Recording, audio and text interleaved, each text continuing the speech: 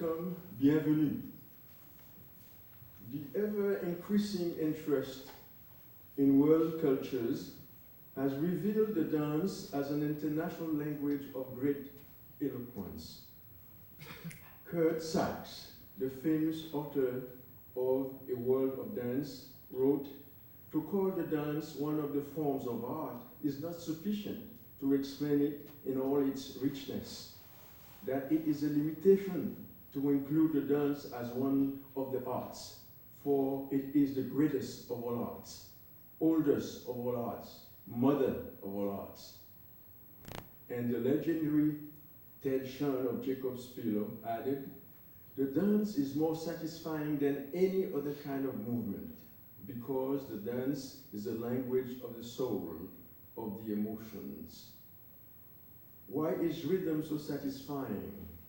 Why do we get more joy, release, and pleasure out of work or play when it is rhythmic? Because rhythm is the order of the universe, the very basic process of the universe. All of these considerations bring us to the subject at hand, a performance of the New York Baroque Dance Company in association with the Dallas Black Dance Theater, Soirée, Baroque, and Haiti. At this time, I would like you to take with me an imaginary trip to the Caribbean, to the island of Haiti, my homeland, the first Black republic in the Western Hemisphere. A small country, but historically a great nation. Dance to the indigenous Haitians is not merely for entertainment, but also for a purpose, to communicate and pay homage to the Master God, and to a lesser degree to their ancestral deities as well. Among the country people, singing, dancing, and drumming are part of everyday life.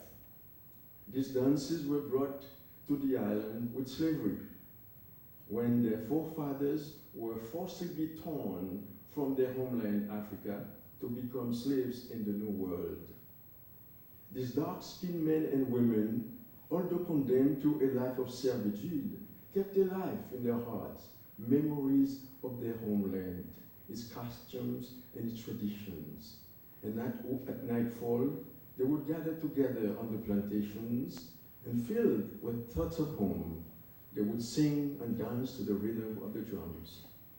They fought their masters to the rhythm of the drums, and they won their freedom to the rhythm of the drums. On the plantations, when the masters were entertaining guests in their sumptuous balls, the servants would be watching, laughing underneath, getting a big kick out of their stiff neck, straight back, sophisticated attitude and posture in dancing their quadrilles, the minuet, the contredanse, etc. On the other hand, on the weekends, the slaves were permitted to use their drums to sing and dance to the amusement of the masters. They would dance the Congo, Koi, Juba, Kalenda, Azaka, etc., with typical strong shoulders, hips, and sensuous pelvic movements. Although very fascinating in the eyes of the masters, these movements appeared uncivilized and indecent.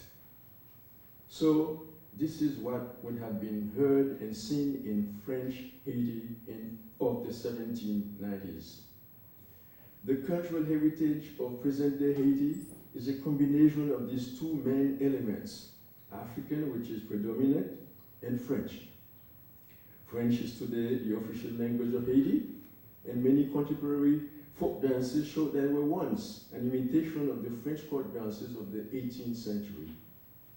For the African, however, those dances and drum rhythms were not forgotten after the revolution, and they are still performed in the countryside today.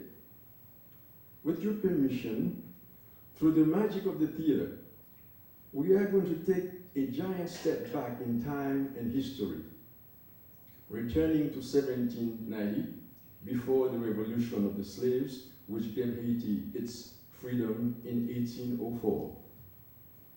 This heroic act This remarkable achievement has never been sufficiently recognized nor honored.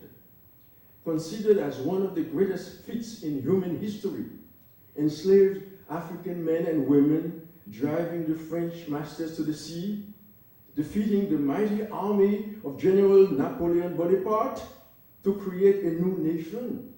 This monumental achievement was a powerful inspiration to enslaved and colonized African people everywhere, including those of the United States of America.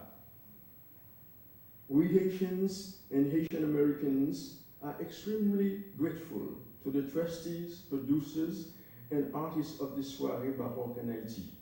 It is with great honor that we welcome the concept of this presentation, which commemorates this historic event.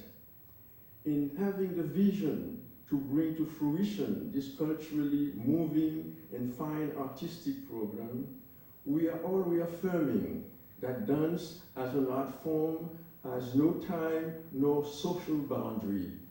Therefore, we hope and believe that a better understanding among the peoples of the world, a true brotherhood among men, can be achieved through a mutual and more profound appreciation of people's culture as expressed in their music, their song, their dance, and their arts in general. Thank you.